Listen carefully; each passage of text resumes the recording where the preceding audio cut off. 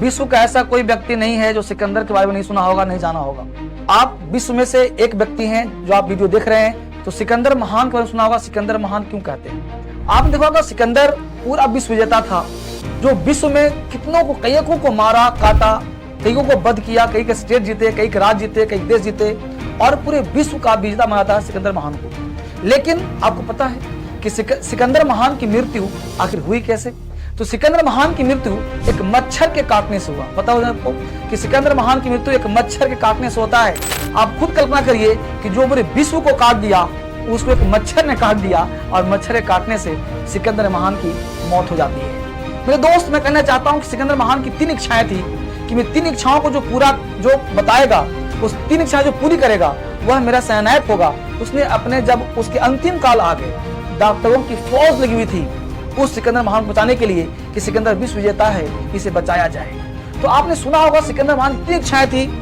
उसकी पहली इच्छा थी कि जो इतने डॉक्टर्स की फौज मेरे में लगा हुआ है, ये डॉक्टर्स की फौज मुझे कंधा देगा।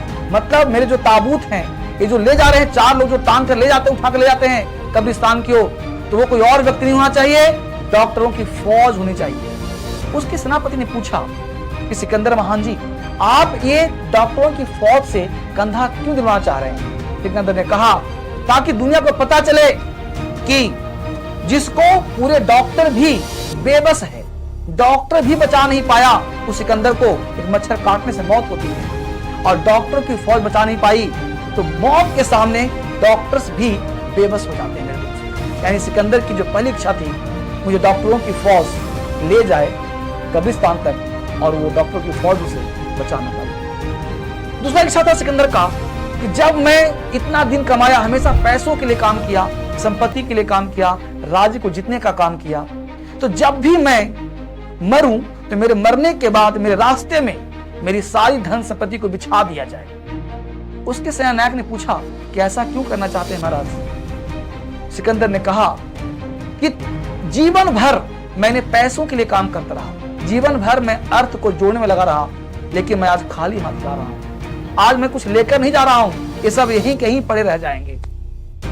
सिकंदर की लास्ट इच्छा थी कि जब मैं ताबूत में जाऊं, 4 लोग कंधे दे रहे हो, डॉक्टरों का फौज दे रहा हो कंधा, रास्ते में संपत्ति बिछाओ, लेकिन मेरे दोनों हाथ बाहर बिखरे हुए हो, मेरे दोनों हाथ बाहर निकले हुए और खुला होना चाहिए। सेना ने पूछा कि महाराज यह क्यों चाहते हैं आप? उन्हें कहा, ताकि दुनिया को पता चले कि मैं खाली हाथ आया था और मर भी रहा हूं खाली हाथ, यानी मेरी अंतिम यात्रा भी मेरे साथ कुछ जा नहीं रहा है और मैं खाली हाथ जा रहा हूं। मेरे दोस्त, सिकंदर इस दुनिया को जीतने वाला, लेकिन कितना बड़ा दर्शन दे गया कि डॉक्टर भी मौत समय बेबस है और संपत्ति यहीं रह जाता है, खाली हाथ आया और खाली नहीं जाएगा, कुछ साथ नहीं जाएगा। मेरे दोस्त, एक बात मैं यहां मैसेज करना चाहूंगा, जिंदगी जीने के लिए पैसा साथ नहीं जाएगा। आपके जीवन में पैसा साथ नहीं जाएगा, लेकिन जिंदगी जीने के लिए पैसा बहुत जरूरी चीज है।